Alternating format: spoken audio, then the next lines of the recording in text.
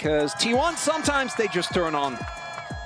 And well, I think for CFO, they're used to being favorites domestically. Internationally, it's a bit tough. You go to Canada, you think, hey, both teams are going to be on uneven footing. But for T1, you can hear every time Faker's face appears on camera, the crowd goes wild. Oh, yeah. Hometown favorites in every town they play in. Of course, we are now entering picks and bans powered by Omen and HyperX. Varus taken away alongside the Gwen. Now Talia Azir taken away too, limiting Honkyu's champion pool specifically.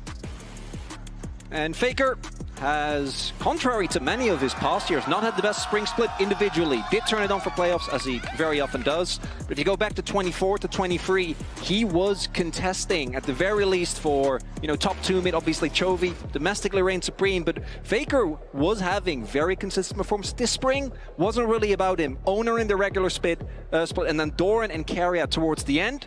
That I think really turned it on, as the Xayah also gonna get taken away. And the Vi, I feel like kind of a must takeaway. Any pick-based champion, T1 is always going to do exceptional, and also gives Junja the tools to start fights at his own bidding. And he has been the player that, as we, I think, will be talking about for the rest of the day as well, has been the beating heart of this roster. Definitely has. And you brought up Oner and Keria for the side of T1, right? In playoffs, really the entire team ramping up, but those are the two that stood out to us. And it's the same story for CFO. We know Junja is the king of this region, right? 6 titles, this man, an absolute monster, playing alongside Kaiwing when they have those tools to get fights kicked off. There's nothing you can do to stop them, and you see already they've got one of those tools in their hands in the form of the Pantheon. But it does mean giving up priority mid laner to Faker, so now the Xin and the Annie, really solid setup. Oner, exceptional Xin player, will lock it in here.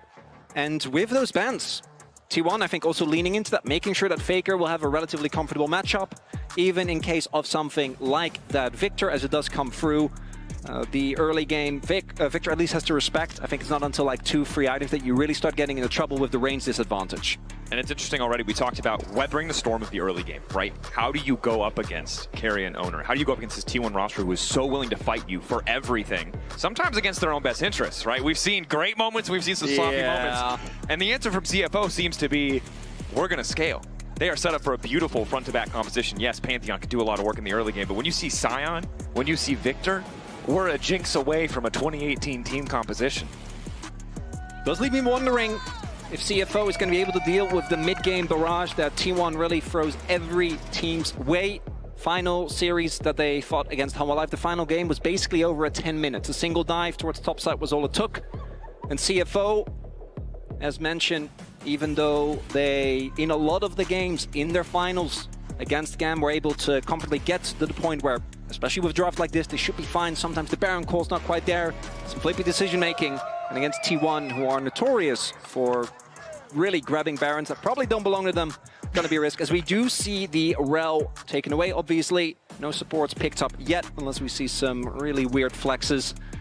And I am fairly certain that T1 is going to be looking to counterpick for Keria. One of the biggest advantages that this player has is, as was highlighted by the desk, is a collective champion pool. Seems nearly infinite. The question is not, can he play it? The question is, has he played it yet, more often than not? But C, is that has gotten them into trouble once or twice, right? Do they want to go full steam ahead on early game? Yeah. Go for something like the Elise, or maybe a more conventional option? But clear. Again, no matter where you go, Vancouver loves T1, no surprise. Legendary organization for CFO. Be monumental for them to find a win. It's only game 1. It's a bit of a scaling draft on their side. T1, 1-2 items looking pretty dang powerful. Is it Jin? Yeah, what's the blind here? Jin seems solid with the setup that they have, but you need someone who's going to get through that Sion in later stages of the game. Would be a Guma comp. They're going to instead save a counter pick for Guma. They're going to pick Nico, so by that also making a possible Renata, which I think is one of the few non-engaged supports that Kaiwings play. A little bit harder to actually pull off. Sorry, there's a Krug sign. It's a very well-drawn Krug. The Krug Lord, you know, it's stuck. Look, you get the good with the bad with Doran, you know? You get the Krugs. It's just Doran. Well, and we watched that today, right? He died to Krugs and then popped off immediately afterwards. So perhaps it's the source of his power is Ezreal, safe pick, right? You're in the position where you're forced to blind pick. You do get the luxury of counter pick support. But again, one of the downsides of Kaiwing is we haven't seen that depth of his champion pool. So you having counterpick isn't as big of a deal. Probably going to default to more comfortable options. And Braum, again, good in the front to back, but I don't know if I like it. Bard would be a bit bolder. I'd rather see something like that. I think playing the Braum into the Nico is already rough. I also think you need some semblance of early pressure. Leon also very obviously does that job. As the Kai'Sa, it makes sense in the draft, but Corki, I think a little bit more aggression in the lane was something that T1 has generally relied on. The debate here, as they flick back and forth between both options. The Kai'Sa, as we get later into the game, very good at locking down or keeping up with that Ezreal, but the Corki much more powerful early on. Will make the most sense for T1, and they're going to go towards that. So the CFO draft, if you load into the Rift on 2 items, absolutely slaps. Incredible. And there is that a game mode? Did I miss that? Not in this game though, because when you look at the pieces, the front to back later on is absolutely insane. You have a great amount of CC, spread damage profile, a lot of really, really big threats. The problem obviously is when you look at the 2v2, Pantheon Victor compared to something like that Annie and Xin Zhao, contesting early objectives is going to be really hard. And the reason why I go in so hard on it is because T1 absolutely is not going to give you the time to skill. So you're going to have to fight early. There are some pressure points, right? Junja, maybe together with Kaiwing, can get it going early, but they will need to because T1 is going to take the fight to them. Yeah, that early game you brought up, weathering the storm, the story for CFO. We know they can play the map pretty well as we get in the later stages of the game, and they certainly have the tools put together in picks and bans, but a tall task. However, the key ingredient we talked about, Kaiwing, Junja, having those tools is present in this draft. But as we've seen in other games across this tournament, if you don't have prio in your lanes, if you can't free up that Leona to roam, it can fall apart very quickly. So eyes on both sides to see who's going to be in form on the day and what level 1 strategies they might bring to bear. Whenever there is a sign involved, I'm going to be looking at the level 1 Dracos. Outside said make some noise, Vancouver. More than happy to oblige. We get ready for game 1, CFO versus T1, the last of our first round matches. Perhaps a date with destiny for T1 as BLG stand waiting. 30 seconds. First, they're going to have to go through CFO. And it's a quiet game 1. Again, in some of these matchups, we're seeing teams who've already gone through plans, got the jitters out, maybe less afraid to go all in the first few seconds of a game, but CFO and T1, first look we're going to have for them. No latent fates. It looks like maybe a little bit for vision here. So we do have Driver making his way over, but don't really have that much Fred. If there was a Braum involved, maybe as a, yeah, we got to bring it up again. That's insane. It is insane. This is, there's no one better in the entirety of LCP than Junja. This is a world-class jungler, no doubt in my mind, and normally when you go up against T1, you see Oner on the opposite side, you start to sweat, but I think CFO is still a question as to who will come out on top. You feel a lot better knowing that Junja is the one holding down your early game. He's the man that you have backing you up. And taking a look at the rune setup, Faker, usually on the Annie, we very often see the electrocute, going to be the phase rush instead. So a little bit more potential of getting out of some sticky situations. Hongq going for Aerie, so as we saw already there, trying to just play for as much lane pressure as possible. I think the first couple of levels for Victor are honestly great. Into the Annie, it's really post-6 where you need to be a lot more careful as already, as we were expecting, a lot of fighting here for that early prio in the bot lane. Quick Zenith Blade, but doesn't amount to too much. Again, range advantage, the biggest thing here at level 1. Hongq continues to trade with a fast level 2. Faker stuns back and keeping the phase rush procced, also just to make the gravity field less of a concern. Hongq, though, playing with a lot of confidence. Good trades. And you really want to try and do that as much as possible. I think Victor, when it comes to his 1 spike, doesn't quite hit as hard, especially if it's going to be that Rod of Ages build. Whereas the Annie, particularly if Zinza can make his way over, as a possible bot lane gank. Junja on the way down. Guma, the stun, the immediate CC on the carrier. They know he's not the one with cleanse. An easy first pickup for the side of CFO. And the heal from Keria gets invested initially to dodge away from Kaiwing, but as you highlight, Junja haven't even finished his first clear, already making an impact. as he's able to, as you highlight, go for the target that doesn't have a way out. Guma, even though he was level 2, if he ends up dinging to free, gets the Valkyrie, that could have been a big problem. Has the cleanse as well, but Keria, no way out of the CC for him. Doran on the Aatrox, as you would expect. It's going to be feeling great here into the Sion up until the first back, and then Sion is going to shrug off a lot until you really get enough ability haste to continuously chew through that ginormous shield that is going to be there for Driver. Yeah, Soul Furnace is a very, very powerful ability. And yeah. I'm curious to see what Driver is able to do with the Sion. There was a fun interview with Chawe where he talked about some inspiration from the boss coming out for Driver. So maybe if he manages to find a lead, we see some proxying, but first he's going to have to find that lead, or at the very least be able to crash that wave. Yeah, this matchup isn't fun. We'll see. Driver, as long as he can get his creeps, doesn't actually get taken down, he's not going to be too bothered. As Oner on this Zinzao, maybe looking for a player towards the bot side. There are still sums available, so it looks like instead just going to go for the base, not wanting to flip too much. And Ezreal, notoriously not the easiest, and nor is Leona to dive. Opting to back out, but he does drop double wards. So vision on red, vision on the Raptors as well. Will spot out Junja starting that camp. Faker and Honkyu just continue to trade. And honestly, very quiet game. Leisurely start. Kind of as expected, I would say, in terms of some of the champions that we have. It's post-6, right? That I think we're really going to see once the first objectives start. There isn't something like the Elise and the Fairy where you're really going to be looking to just dive on one of the first couple of waves. And credit to Doran, he is not letting Driver charge a single decimating smash. Always staying in range, willing to tank a little bit of extra damage just to cancel the knockup. Keep that wave forward as here he is again. Going to spot Junja. 2 Gumas. Only one of them has cleanse, a difficult puzzle. As Oner now ready to make the dive happen topside. Have to respect the zombie passive from Sion, but Driver in a tough spot here. Wind becomes lightning, a quick flash out, extra shielding, and Doran forced to flash away. Oner should just finish the job, but now the tower's hitting him. He has to flash as well. T1 grab the kill, but maybe not the cleanest execution. We'll be able to get it. Having to invest a second flash obviously feels rough. Really good timing for Driver on the shield, which was the main thing that kept him alive for a little bit longer. It starts off great. Oner primes his Q, gets the auto.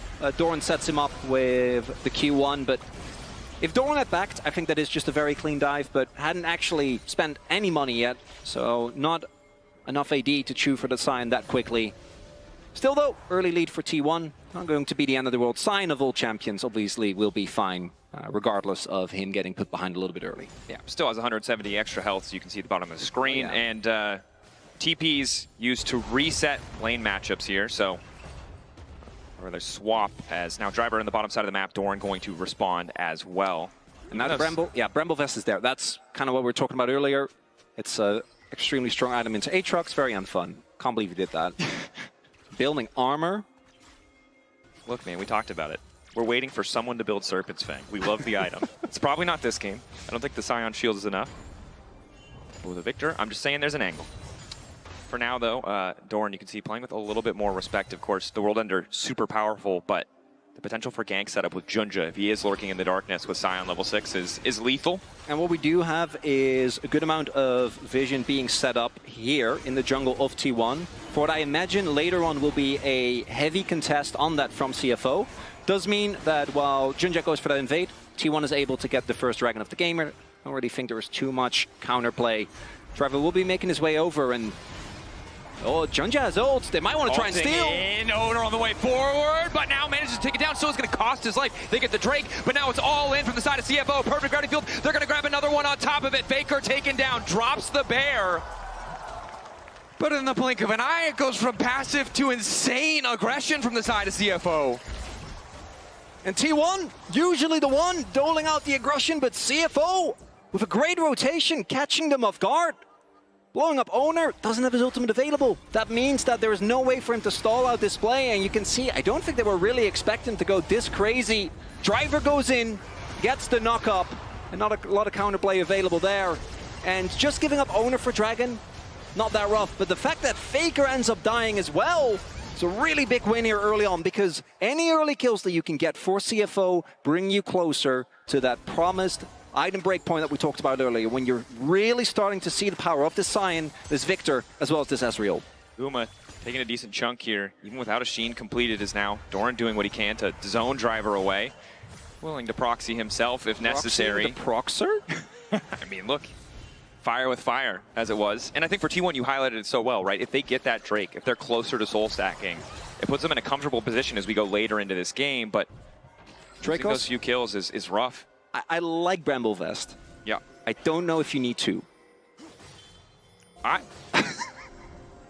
But more is better, right? That's pretty universal. When it comes to kills, yes. When it comes to flashes blown, as Hongq does get his blown there by the timely arrival. And even despite some of that control we saw set up earlier, T1, they get one, but CFO not going to let them have more for free. And you know, I'm going to check to make sure that's not a visual bug. Could you just yap for 30 seconds?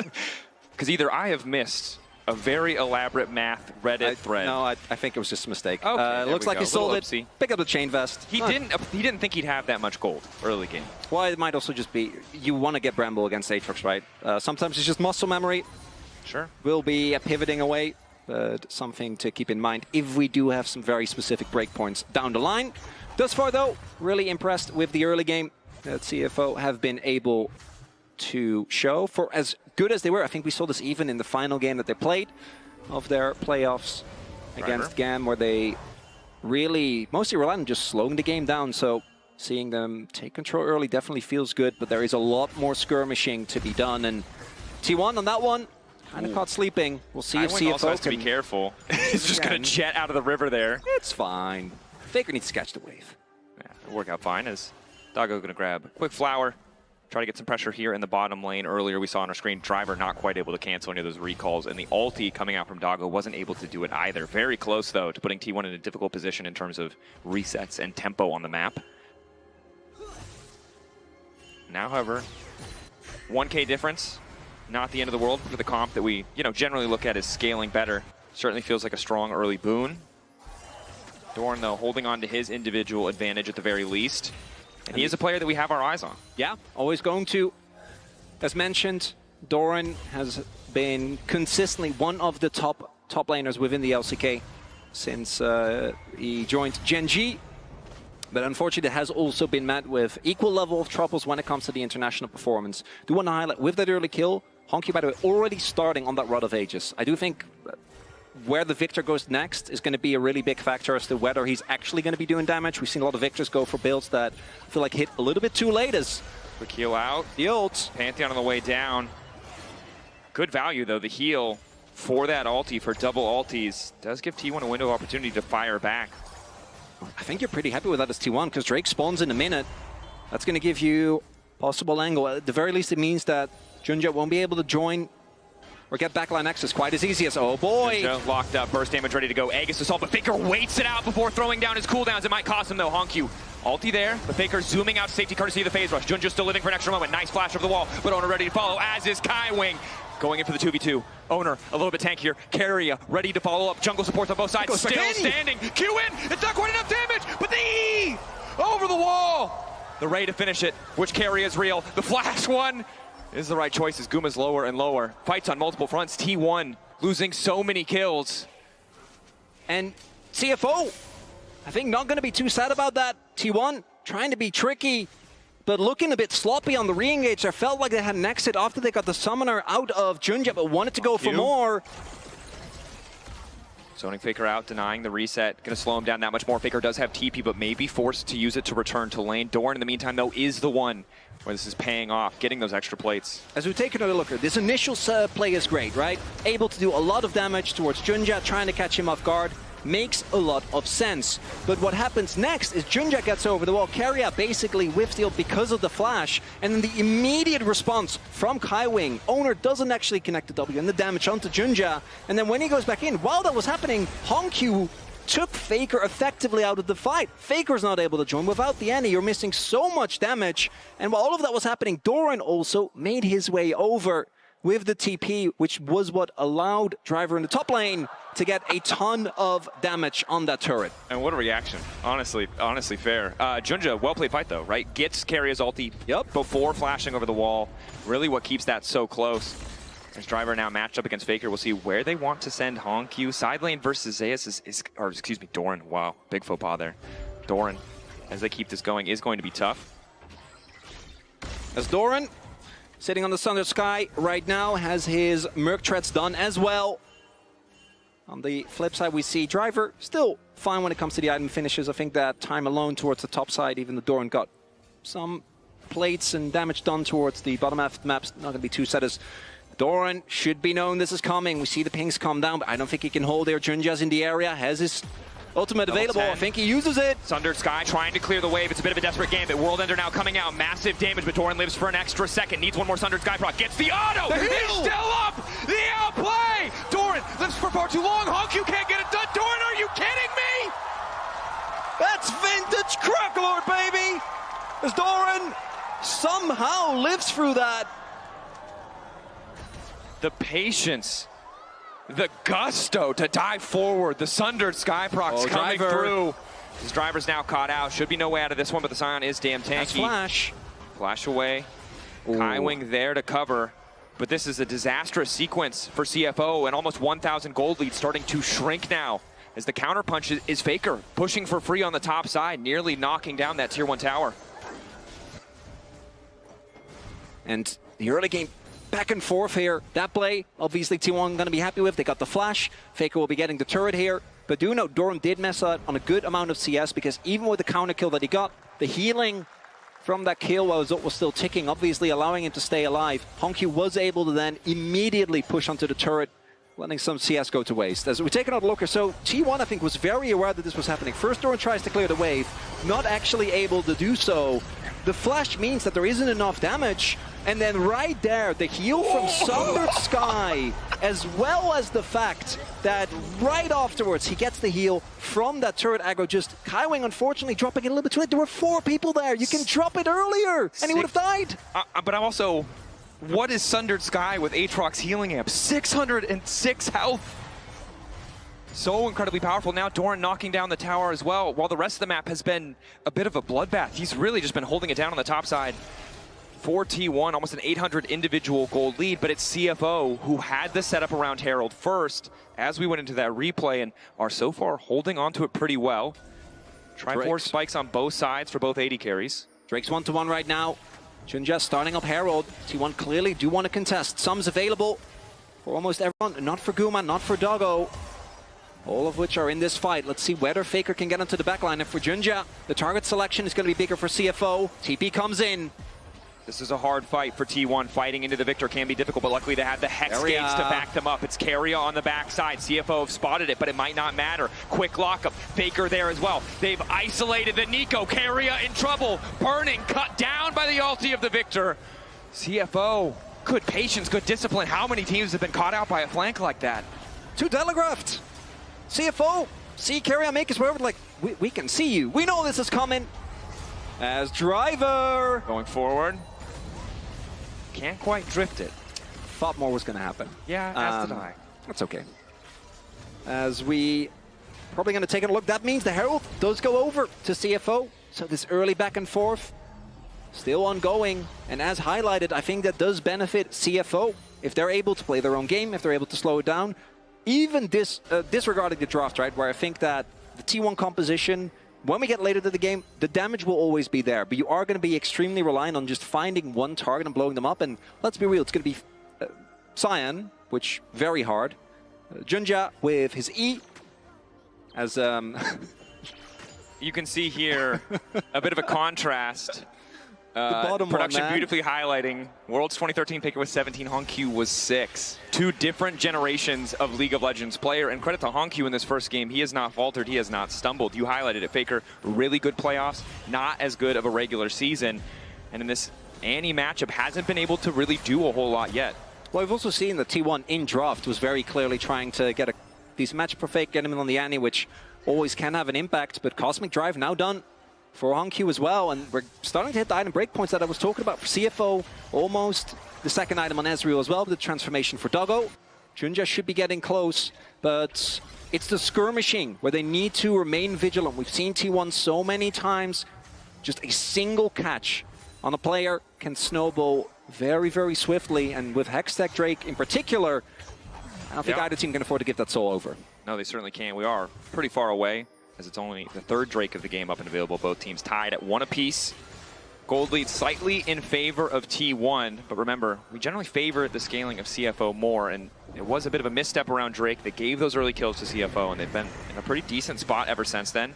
Doran, again, the strong point of this team, now alongside Guma, as the Herald is going to crash, but won't quite finish the tower. CFO just using it to get mid-prio to start this objective, but again, have to be careful. They don't have concrete information on where Doran is, and now it's Keria on the flank. CFO, knock up from Driver. Like 5 angles.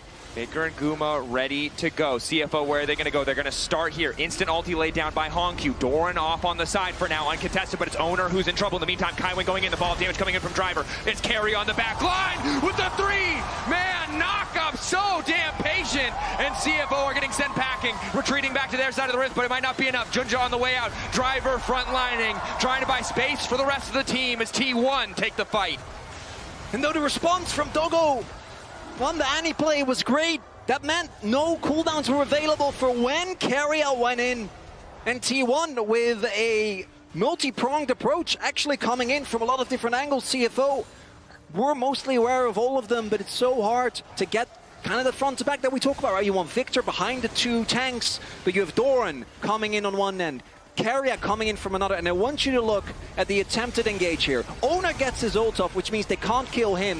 And then right here, Faker goes for a big Annie play, but both Hongq and Dogo flash, but then Keria is there to ensure that the CC lands, the fight starts, and the moment the kill is found, Doran is just gonna keep going and going and going on this Aatrox. And CFO have to abandon ship. Now pick up Faker. Faker caught out. Shield of Daybreak. Double TP is now coming in to back up the play. It's going to be an all-out brawl on the top side. Faker living for an extra moment. Driver going to find the knock, but should finish the kill. But Doran is here, as is Doran. Double Doran. As Oner is here. Carry on the way. Guma stepping up. Oner finds a nice initial bit of damage at the Chaos Storm. They need to back away. Rue going in, Doran caught out, knock up there, a beautiful bull channel on the decimating smash. And now they need to get the hell out. Oner living for a little bit extra time. Nice knock up on the Doggo, those the oversteps. It's all eyes on Hongq. He has to make the difference, but he's caught between 3 members of T1. It looked good for a brief moment, but T1 just outplaying in the fights. And in the longer skirmish, T1 get the better of CFO. No dare. Despite it, Keria. Locking up Junja, Driver trying to clear the wave. Oner on the chase, one becomes lightning. Junja forced to flash out. And this is the thing, it's so scary about T1. So many teams would have just backed off after that play. He felt fine to start the Wolves, but T1 is still going for that little bit extra, as now they're set up to take this tier 1 mid. And CFO actually like that they call the bluff. A lot of teams in the LCK often start, when you see Faker inside, is this really an overstep, or is the rest of T1 there? And as we can see, the rest of T1 does arrive, but it's a little bit too late, as Faker does take so much damage and the double TP is available. So the initial blow of the fight, I think, looks great here for CFO. We have, with the ultimate, obviously Hongq is still full health, but I think they should have just left. Because if they leave at this point, even without a turret, they're fine. Instead, they see an opportunity to go in on top of Doran, but Oner on the Zinza, I want you to look here, splits up the fight, gets the flash knock up onto Doggo, and then with no health bars on his tanks, Hongq just readily available for the T1 backline to get on top too. And it looks so good. But again, the story of the fight is Doggo feels like he's in this position to clean up, or burns these cooldowns to dodge this key ability, and then someone from T1 is always there to punish. Again, T1, if you don't know their story, you probably don't know League of Legends. But a team that, a bit of a different road to MSI, not the favorites. Many people favoring HLE above them, but the truth of this T1 lineup, almost regardless of the players who are playing on it, is that when it matters, they always manage to find that form. They really do. Third in the regular split. That said, CFO definitely not out of it. Regaining control is a little bit tough in this scenario, though. Obviously, these choke points are very dangerous. This Driver. On a Driver, a bit of free poke. Keria off to the side, really determined to take away that engage option. Keria getting lower and lower. Pop lost him a little bit extra shielding, but Doggo managed to finish it. And all eyes, they've forgotten entirely about the Otacon. They're forced to pull back. Driver traded in the meantime. It's just the 1-for-1 support for a top laner. But now the re-engage. Faker finds his man, and Oner and Guma are there to follow. Doggo now. Doran locked up for a moment. They should be able to finish that one. They need to get the hell out. When becomes lightning, does not connect. T1 can't follow up. And Otacon is still alive, crucially, but Oner wants to push a little bit more. Take this wave out, deny a little bit more in terms of resources overall, demand a response from the side of CFO. That too is Doran, as he jumps into two people, gets blown up before the rest of his team arrives. Not quite ready for the damage that Doggo was going to dish out. But the story of a lot of these skirmishes become, initially doesn't look too bad, but as the fight continues, T1 just out-executes. So, Driver going down here, that's not the end of the world. You get the snipe on the carrier, you can just leave it at that. Your poke is really, really good. But I want you to see what happens to CFO instead. They think they smell weakness, and the turn here, that's not a flash. That's just straight up a Tibbers. You can see the passive. They walk into it anyway. As I had to double check too. Wait, did he just get a bear without flashing? The answer is yes. We do see the Otacon not taken by T1, so the gold lead is slowly increasing, but CFO, I think if they ironically slow it down in the fights, I think they've been good about contesting the objectives, being where they need to be. But T1 are, I think, in the LCK the best at feigning weakness. Doran in particular, we saw this a lot during the playoffs as well. Like, oh, I have a low health bar. Walking in, walking back. Trying to bait people in is Chunja. I think it's good that you highlighted, although hold that thought just in case a fight does break out. Dragon. Remember, even though Doran is a new addition to this lineup as of this year, the four-man core of this T1 team have played together for so damn long. That level of coordination you really do get to see in the fights where they're so comfortable playing across multiple fronts. HoNQ, though, will break this tower. Doran there to respond and clear the wave. Dragon, the center of attention for both sides. Potential soul point for T1. CFO looking to deny it. Wave pushed in bot side, going to force a response from Faker. They see him now, gives him a little bit more access to step up. Doran on a deep flank, but he did get spotted. We see the pings go down. I think I want to try and collapse. Doran waiting over the wall. Umbral Dash takes him out. But the wave cleared bot side. Just continuing to poke. Doggo with the red buff, pretty crucial. HoNQ continues to walk up. Oner ready to go in. Junja starting the fight all on his lonesome, but here comes Driver. The real Guma caught out. Pop Awesome to try to save the day, but it's too late. CFO winning the fight so far. HoNQ is so damn strong, and he's just taking over the fight. Doggo here as well. T1 thought they had the angle, but Driver and Junja together are doing work. And the first engage from Junja looks like there's no follow-up. The Zinzao obviously going to be really hard to take down. But Doran already poked, and then Driver comes in. Drives right into the backline of T1 as they get blown up. And now T1's the one you think about when you see these Barons, but it's CFO that's going to be taking the first one in this series. A 25-minute Baron rush in Game 1 going to CFO, unprecedented. The question on our minds as we entered this series was, can they weather the storm of the early game? And so far the answer is yes, and not only that, able to find these fight angles. It's not just T1 who can fish for the creative fight starts or flanks.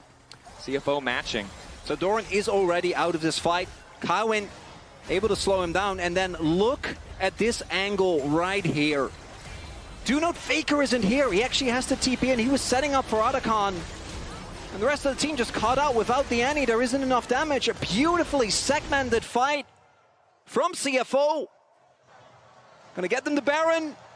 I imagine gonna get them the Dragon as well, and possibly also Otacon. As now they make their way over into the river. And with this Baron, Rebel Baron power play already at 2.5k gold. I don't know if T1 can contest these objectives. And this is going to be a massive gold shift because there's still tier 1s on the top side. There's still double objectives in the bottom lane. And you can see the start of what felt like an inevitable red tide. T1 on this red side just doing so much work. But CFO fighting back, putting themselves in a good position. Doesn't seem like they want to overcommit to the Otacon. The resist shred still terrifying against a champion like the Annie. But Junja is starting it. Doran waiting in the darkness. Oh, T1. This is the only thing that's a bit precarious. Otacon obviously insanely strong at shredding teams. Hexgate looking for the flank. Immediate retreat coming in for CFO. Driver forced to ult early, and all of CFO are on the way out. T1 retaking control, but I don't think that they can do the cider, and they know they just want to stall, right? Just but this is run fine. out this Baron. Think about CFO being in this position, it makes it easy because T1 don't need to worry about anything else on the map. They don't have a good top wave to play around. No towers are under threat. T1 just keeping them here is taking away all that Baron time. Kaiwing on the ward. On the ward! Kaiwing wants to go extra tanky, but not tanky enough. Kaiwing lives for an extra moment. Now the fight's going to kick off. Pantheon comes down from the sky, but he's caught between Faker and Oner, and they make it look effortless. The Aegis Assault can't block an assault from both sides. And in goes Keria! CFO had all the tools, all the advantages, and in a blink of an eye, they just disappear. T1, a single moment of weakness. Kaiwing goes down. And that they probably could have gotten away with, but CFO, to their detriment, want to try and salvage the situation as they run with Baron buff, by the way. Could have backed off, just shoved out the waves and denied the opportunity, but instead they go in so deep as Junja goes in alone. Doggo isn't here yet, Driver isn't here yet. And Hongq trying to help out his teammate already uses his sums, and then Keria finds the free man ultimate. But even if he didn't, at that point, I think the fight's already rough. Plus the fact that Otacon was right there. And while we're watching the replay, T1 just took 2 towers and Otacon. That brief glimmer of hope, if we can see the gold graph again. A single blip in the entirety of this game where CFO had that big advantage, and now we're right back to 3K in favor of T1. Yeah, there it is. I was going to call for a little tiny blip of blue hope taken away in the blink of an eye. T1, they're just terrifying in those fights. I was waiting for that. That's at CFO, not losing any of their inhibs. Also not losing the dragon, so no soul point, but obviously you have that to force from those plans, plus the already, I think, strong team fighting from T1 going to be bolstered by the explosion from the Otacon. And for CFO, the biggest story has been the decision-making in these fights. Right, going a little bit too aggressive, playing ball with T1 just for a little bit too long, and T1, they're always going to throw down, as we see, sometimes to their detriment. Very true. This is what they do. And you can see in the fights that CFO start on their terms, they look much more comfortable. But in the even fights, where it's about skirmishing, where it's about poking and prodding and trying to find those angles of attack, T1 showing their experience. The TP. It's a TP from behind. Junja not quite in a great position, might be caught out here. TP and Gravity Field the response, but flash in from Faker. They want to take the mid laner out of the equation. Hongq goes golden for a brief moment. Driver going to try to peel as best he can, but down goes the victor as Keria grabs the kill. Resurrection coming in for Oner. All they got was the GA on the other front in the fight, and T1 feeling comfortable on the top side. Could have been worse for CFO, as Hongq does go down, but a GA plus a couple of summoners. Not the worst trade. It's about the aftermath. I think this initial play not too bad, but if they lose Driver as well. Driver, lock up again, the Scion falling. Again!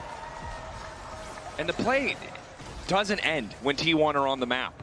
You have to back off. You have to give them that respect, because they will always take just a little bit more, as yet another tier 2 will fall. And it's a situation where we expected that as we got later into the game, if T1 couldn't run over in the early game, hey, it might be tough for them. But yeah, the way they're executing in these fights is just so much better. Well, it is also the T1 composition. As long as they can keep coming in as they have been doing from different angles, if you don't get the front to back, then the CFO comp will struggle a lot more. Right? Victor in particular, notorious for, can do insane amounts of damage. But once you get on top of him, particularly with a lot of the more beefy characters on T1, can't shoot for them in time. We'll be getting closer to his death cap. One needlessly large rod done. Also approaching a 4th item on Doggo. Maybe those are the breakpoints. See if I can try to play towards, but I also got to be honest with you, Dracos. I've seen T1 in these type of scrappy games before, and that's how they like it. Yeah, and I think for Hongq, a player who had that massive lead caught out in the previous fight, he needs to play flawlessly because he's staring down Faker with a book. First game, obviously an honor always to play against the GOAT, but that's tough. You were winning, you did have the lead, and now Faker's chasing as many stacks as he can get. Ooh, Oner starting the objective. Solar Flare going a little bit wide. It is the fake Faker, however. Keria just going to lose the Celestial opposition. Still, crucially, has the Proto Bell up and available. All they need to do is just stall for Doran, right? Doran can always TP in case an engage does come through. And now CFO spotted. But I think the opportunity has passed to try and actually look for a play. So that's going to be Soul Point going over as Ezreal did get called out. We see Doran hold off on the damage for a little bit. Third Drake for the side of T1 now. Soul point, 5K gold lead. 17 more flowers on top of that. The only lead left, or the only lane left with an advantage is mid lane. But it's just so difficult for CFO to come in to find that front to back you talked about. Often it hinges on having better vision setup, better prio, but they've had to concede so many side waves just to be able to fight 5v5. T1 consistently retaking control, denying vision. All they need, particularly with these Hextech gates, which we've already seen, one of the plays didn't end up working out for Keria. Faker was able to make his exit, but repeatedly, you don't know who's coming over. Can be the Doran on Aatrox, can be Keria, can be fake Keria. It's hard to, or rather Keria faking to someone else. Yep. Could be fake anybody. You highlighted it well. The thing about it is they've done a good job of tracking one player. Faker, Keria, but both at the same time is so difficult, and if they forget about one, we've seen how quickly a team fight can turn. Doran now also has the death stance done. Look at that Hongq. He is getting close to the death cap. That's such an immense spike. Victor approaching max level as well. The only gold lead that's still there. But he needs to be able to play the game, right? He needs to actually be able to get multiple spell rotations off. The rest of the team needs to keep him safe. It's easier said than done when T1 keep coming in from 15 million different angles at the same time as Baron is up. Both teams gravitating towards that. T1 still steady and controlled around this objective, using the Nico clone as much as they can to face check into those brushes, getting mid prio before they lay down their vision. It looks like reset's coming through, so a moment for CFO to try and get something. Ulti in to cancel. Good vision coverage. They just want to delete the support before the fight even starts. Keria running for his life. He's going to burn down. Ignite should just take him out. Prio ain't grabbing that one, but Faker's waiting over the wall. The bear dropped, but not on a crucial target. Hongq and Driver not able to get into the fight, but the TP coming in. Doran going to flash to the side. He has to be the difference maker. Immediate ulti out. Doggo for now uncontested as the Tibbers blocks as much damage as possible. Doran isolated on the side, but he's got the attention of two, and Oner's looking to take down Doggo. And Doran might go down, but he did his job, stall. As one of the most dangerous members on CFO didn't get to join the fight. And Keria goes down, but the positioning that CFO put themselves in didn't do them any favors. The damage from Faker was enough, and now Baron started up here for T1. They got Keria, they got Doran, but it doesn't look like it's enough. Guma, Oner, Faker still standing strong. Quick stun onto Driver. Gravity Field will lock up Faker for a brief moment. Decimating Smash doesn't connect. Objective going to be soloed out by Oner, and a quick retreat as they manage to grab the Baron, and now CFO need to get the hell out. Unstoppable is the Scion, but Hongq is going to be in trouble. Has to flash away as the sun flies through the air. Faker layering the skills beautifully. Tibbers laid down, and down goes Hongq. T1, that might just be it. They're going to be able to get Driver as well. They have the Baron buff. Keria respawning.